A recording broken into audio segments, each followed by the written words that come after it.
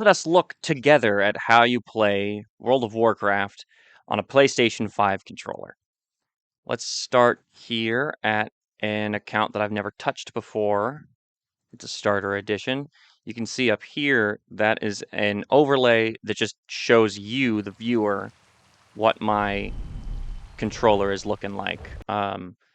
So I'm going to be a little bit more selective with my realm, and we're just going to go to Wormrest Accord, since that is the realm where my horde characters sit. And let's start off with an allied race of some kind. Let's go with this guy. Once you've made your character, you're clear to enter world. However, it's important to note that your add-ons need to include Consoleport. Grab the latest version of Consoleport. And I would grab Immersion also. It's just the nicest way to play WoW with a controller. Right off the bat, I'm going to close this. What you're going to do is you're going to hit Escape. And you're going to open Controls. And this might be the screen that shows up right away for you. And what I would do is I would first select PlayStation 5, hit OK. That should change a couple of defaults, but the meat of what we're doing is going to be from this. In our Discord server for our family, I have posted a couple of links that take you here. And you're just going to Control A, Control C to select everything and then copy it. And then these buttons up here show you where you can import things. We're going to Control V, import that. Then you hit load so that the options will actually show up. You select everything and then you hit apply. Now you've got what is essentially my bindings for my characters. But you still need to go a little further to set your character up. The first thing you're going to need to do is go over to Systems, Auto Loot, and Action Bars, enable 2 through 5. And if you're starting on Exile's Reach, you're also going to need to go into Interface and turn off tutorials. You'll have to do that many times. Then we're going to go to Macros, and you're going to create a macro that does for you some macro stuff. /macro. This will just make it easier for us to get to the macro field. Another one that gives us tell me when, and let's just grab dice. And this one is /tmw. Goes right there. And game's kind of glitchy sometimes. Sometimes it needs a reload. And for that, we're just going to do this. It really doesn't matter. So /reload. It's nice to have a single button that does that for you. Then these here buttons on the bottom, those are more or less where we want them, but everything else is kind of in a default position that I personally don't like. So we're going to go to edit mode, and we don't have any presets here because this is a brand new account. So back to the document to grab Andrew's default UI layout and select this whole thing, copy, import.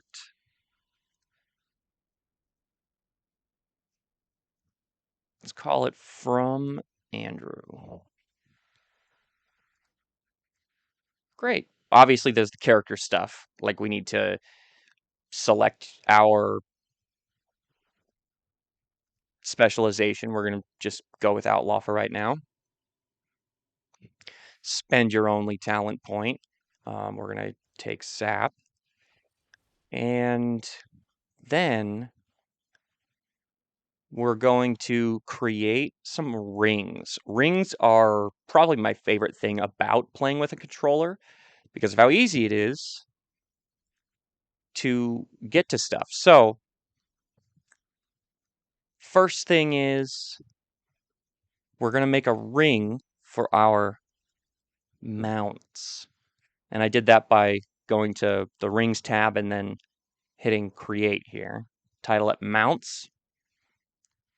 And look at that, it remembered where I put it last time, but that is, of course, L2, R2. And for those who don't know, the way that WoW on a controller works is the left two shoulder buttons, the left bumper, that's this one, and the left trigger, that's this one, work as modifiers that open new pages for you to put more moves on. So I'll show you what that means in a minute, but for right now, we're just going to bind this one to L2, R2. Yours probably won't say this yet. And in case it doesn't, it would say this. You just left click it, and then you got 5 seconds to enter in the input that you want this particular ring to be set to. And for us, we're going to be holding the left trigger and then tapping the right trigger. Make sense? So holding left trigger, tap right trigger. Now it's in L2, R2. For our mounts, the primary thing you want is, I mean, we're only level 10, so we're just going to grab a non-flying mount. Let's grab this one because it's our racial mount. And then also for absolute utility, the Grand Expedition Yak, you can sell things in transmog on, and the Touring Rocket. And that should be it. But I like to have an even number of things in my rings, and that is because the the buttons you put on the rings spread out as far as they can. And if you have an even number of things, then they're going to be in little nice positions. So I'm going to just put one more thing, a flying mount. And when there's 4 things, there's on the ring of options for you to select, they assign themselves to north, east, south, west. And so Caravan Hyena is on the north position, Grand Expedition Yak is on the east position. You'll see that in a minute, but I like to have my Grand Expedition Yak on the south position. So I'm just going to swap it with this guy. Then the third ring we're going to have, I also put an emotes ring, but on this account, we don't have any emotes set up in our macros, so no point in having that yet. But you will type in peripherals. You don't want to put your abilities that are used in the heat of combat on rings, but the stuff that you don't want to sacrifice crucial button space to, that's perfect for rings. So for example, here's some peripheral stuff that this character has. This character can make a camp. That's outside of combat. They can return to camp. They can rummage their bag. Rogues get to poison their stuff. So we're actually, this poisons button usually drops down a menu. We don't want the menu. We're just going to put the poisons directly on there. Each of them that we can, which is only 4 of them. And now we've got a pretty full little peripherals ring here. And look at that, it's also auto-assigned itself to a place. I don't like that place. That's not where I wanted to put it. So we're going to right-click it, and that unbinds it. Then we're going to left-click it to bind it, and then watch the buttons. We're going to go left bumper, left trigger, right trigger. Left bumper, left trigger, right trigger. Now it says L1, L2, R2. If you're playing on an Xbox controller, this is going to be left bumper, left trigger, right trigger instead. But anyway, then you have completed this. It's going to ask you to save changes. Definitely save those changes. And now we are in business. We're not quite done with character setup, obviously, because we still have heirlooms, left bumper, left trigger, and then this is, some call it the start button, some call it the options button. Either way, it's this button here. If you hold down left bumper, left trigger, and hit the options button, then it'll bring up the collections menu. And that's where we're going to grab our heirlooms. Just make sure you tab over to the heirlooms tab and then grab basically each of the ones that say 49 for you. That'll be this one, this one, this one, this one, and this one. Those are your main ones. Then the weapons gets a little bit more complicated. It depends on what kind of a rogue you want to be. For Outlaw, you're going to make 2 of these. But for the other kinds, you're going to make 2 of the Balanced Heart Striker, which is it's a dagger, which is not displayed right now. And for the rings, there are multiple rings, as you can see, but you can only wear one of them. They're unique equipped. So we're going to grab Admiral Taylor's Loyalty Ring,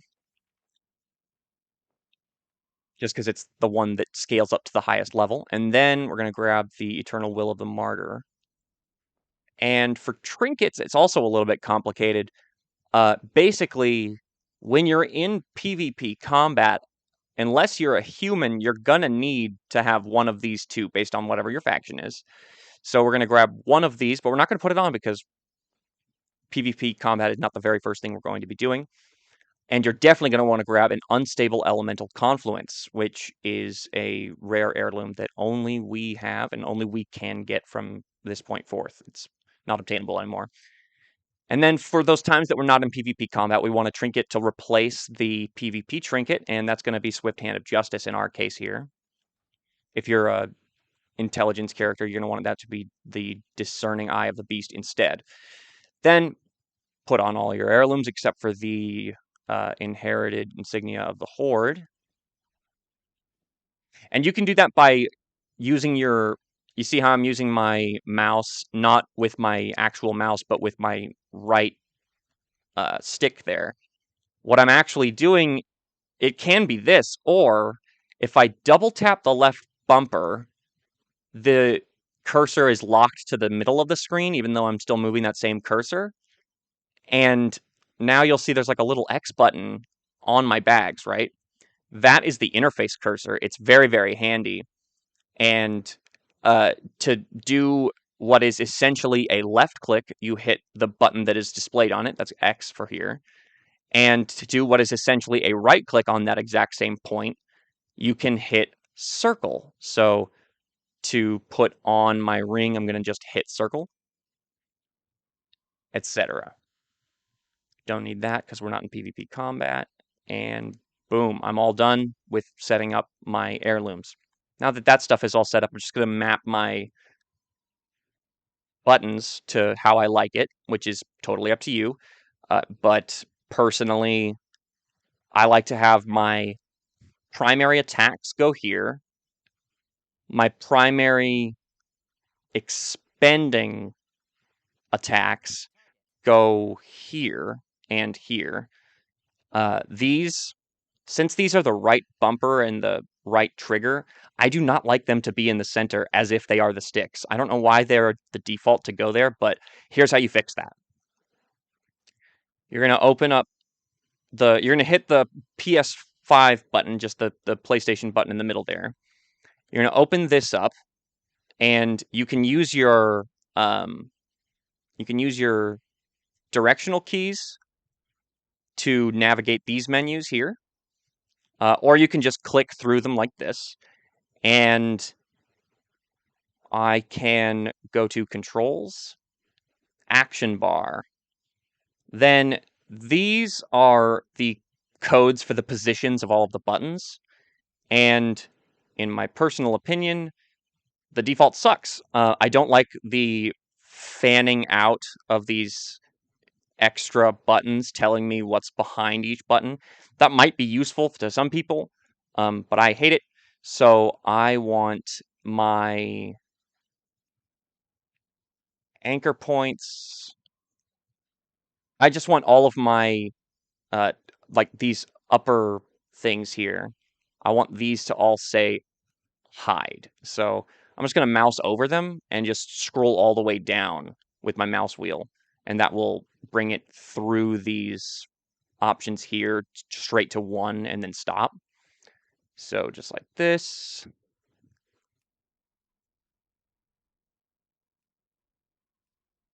Then I want these two buttons here, the right bumper and the right trigger, or R1 and R2, to just come over here. It's really annoying that they're over here. So I'm going to click on this X value for R2 and just start to move it. Just start to use my cursor to move it across the screen here. I just want it to be on the right side. I really am not particular about where it goes. I just want it to not be here. There, see, I'm on the right side now. Now it's a little bit more accurate to what it's supposed to look like on my actual controller. And also, just to differentiate it a little bit more, I'm just going to make it bigger too by scrolling up on S, which is the size one. Then we're going to do the same thing with the R1 button. We're going to scroll up on this one. You can also enter a value manually, but then make sure you hit the enter button after you do that, or else it won't set in. And the difference between why this one's number is ending up so much higher is because the anchor point to this one is some point on the left side of the screen, and the anchor point to the other one was the right side of the screen. So the X value, 0, 0 for this thing, if you were to look at it like a Cartesian plane, is just at a different position, which is dumb. I don't know why that's the case either. So by changing the Y value, I also make it a little bit higher. And just like before, I'm just going to make it a smidge bigger as well. And boom, now I'm happy with how it looks. Then, like I said, we're going to change a couple of positions of spells. And the way that we're going to do that is by using the left bumper and this, which some call the share button, and some call the options button. Left trigger options will bring up your spell book. Now, if you've been following along and you have access to the document in my Discord server, you should be at about a good place to follow along in combat and watch the UI that I've reset just a little bit so that you could see the controller right next to the corresponding buttons. Where you put your moves really doesn't matter, but it does establish a sort of precedent for a lot of characters of yours, because you'll find that WoW characters have a lot of similar moves, just despite having such a wide range of classes and specializations. For example, on my left bumper square button, that is where I like to put a CC, a crowd control button. And I like to put my interrupts on left trigger triangle. And I also like to put my inherited insignia or my human racial or whatever it is that I have that gets me out of stuns on left trigger square. That way, when you're switching between characters and stuff, you can still maintain a sort of fluency with your character. Finishing moves and the like, I like to put on R2 because it's kind of like fingering the trigger of a gun. And I like to put some sort of movement speed boost here on left bumper right trigger. And apart from that, everything else, all the other buttons that you will have after copying over my console port string is just basic functionality like turning the volume up and we should talk about how to access these rings. So you'll have, by default, just 3 rings that we will have set up. The first ring is the utility ring. That's going to be on left trigger, left on the D-pad. Do you see how that has like a blue and orange circles on there? If you hold down left on the D-pad, like I am now doing, and you move the right stick like I am now doing, you'll see a ring. And right now there's no moves on this ring because the utility ring is only used by things that you use for quests or extra abilities that you pick up for whatever reason that are temporary. And we don't have any of those right now, but we do have stuff for the other rings. For the mounts wheel, you're going to hold down the left trigger and the right trigger, and then you're going to see this wheel appear. And if you use your right stick, you can see that this is how you select the thing. And if I wanted a passenger mount, I could go over here. If I just want to mount up really quick on my racial mount, here's that. And then if I wanted to transmog, I could just point it down. And then what I release to select the thing is I release the right trigger. And it's always going to be the button that you pressed right before you started turning your stick. That's the button that you're going to release to select the thing in your wheel. Let's show you another example. I'm going to hold down left bumper and left trigger and hold down the right trigger. And this is my peripherals ring. This is the third and final ring that you have by default. And what I'm going to use it for is I'm going to put my poisons on. So I can see that I've got instant poison on here and crippling poison. They're kind of hidden by the controller there. But I can change the position of these things on the wheel. And this is a good time to show you how to do that. So I'm going to go over to controls, go to rings, and then I can then I could hit this arrow to go over to the peripherals ring. And then, as I said before, the position on the ring is dictated by its lineup here. So I'm going to want instant poison to be the thing that goes at the top. So I could just have it like that.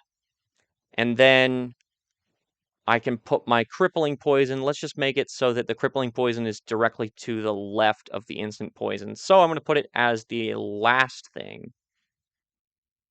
And if I ever got my hands on a trophic poison, then let's just put that to the right of instant poison by putting it after. And just like that, all my poisons are in these the top 4 parts of the ring, and then all of these racial peripherals are on the bottom part of the ring. So if I hold down left bumper and left trigger, and then I hold down the right trigger, I can see that these are my peripherals right here, and I'm going to point at the instant poison, and I'm going to release the right trigger. I also want my crippling poison, so we're going to do that again, and I'm going to release the right trigger while pointing at crippling poison. Now my poisons are all good. So now that the ring work is mostly settled, let's just show some questing content, and you can watch my controller mapping there in the center middle. And you can see how one plays fluidly. And I'll explain some buttons as well that you might not know about. So here we have a node that you want to click on for a quest, and WoW's new interact key, which on mouse and keyboard can be used by default with F, that's just going to be on X here now. And A if you've got a Xbox controller. But for us, if you literally just walk up to the thing and then just tap the X button, it'll start doing whatever the interaction is with whatever node that you're standing in front of. So if that's a NPC, then maybe you talk to them to start a quest or to turn in a quest. If it's a node, you're going to start to, interact with it. If it's a mining or herbalism node, then you're going to start to gather it. If you've got that skill, and just it, and if it's a dead body, then it'll start to loot the thing, and then that's also makes things very easy. On a controller, you don't have to go around revealing your cursor with a double click of the left bumper and trying to find where to click on the thing, uh, and then using your right stick to click on it. There's no need to do that anymore with looting, at least. Uh, so let's kill something and show how that works.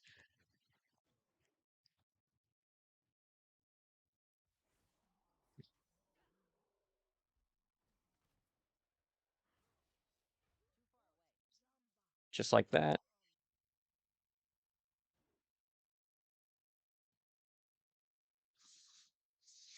The targeting method that I'm using here is similar to the tab targeting method. It's a little bit more complicated of an algorithm, but basically, do you see the little blue cursor in the middle there? Whatever character is closest to that, um, when I hold left bumper and hit X, the same button that I use to interact with things, then it'll just target the closest thing to that. And if I've already targeted that guy, then it'll target the next closest to it. And therefore, you can kind of cycle through things. If if you hit it and it's not quite ready for you. If you're used to tab targeting, it's extremely similar. And that's just by holding left bumper and hitting A or X if you're on PS5. So uh, it's similar with friendly targets if you're a healing type person. Um, there's no easy way to heal using mouse over controls, but there are ways to make it so that your friendlies show up with specific uh, button combinations that you can use to target them with a quick spell. And uh, other than that, you get the same tab targeting algorithm. If you hold left trigger and hit A, it'll cycle through friendly targets that are near your cursor.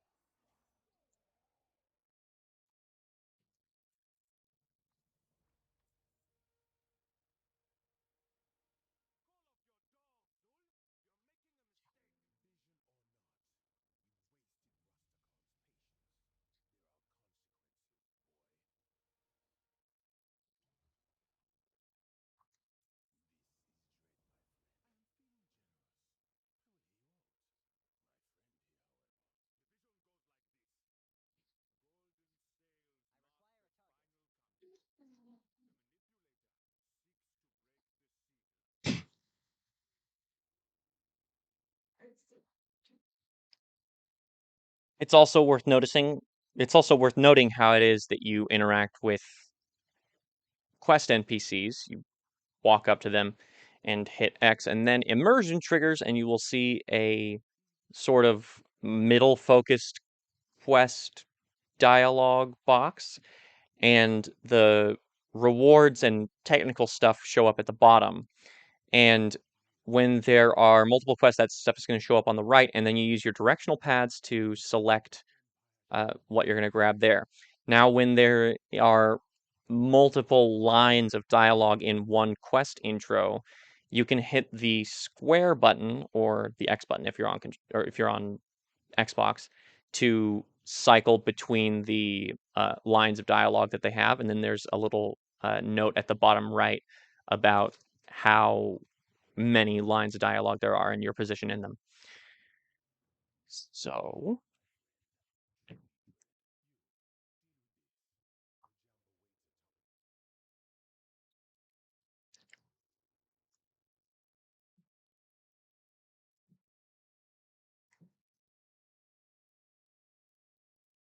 I was going to show an example of how PvP combat works, but this video is reaching almost an hour now in its uncut version, so I've got a little bit of work to do. And if there are any questions, then they can be submitted to me directly, and I will answer them. Next time we will go over Tell Me When and how to use it to make it so that you are always fully optimized. And yeah, see you next time.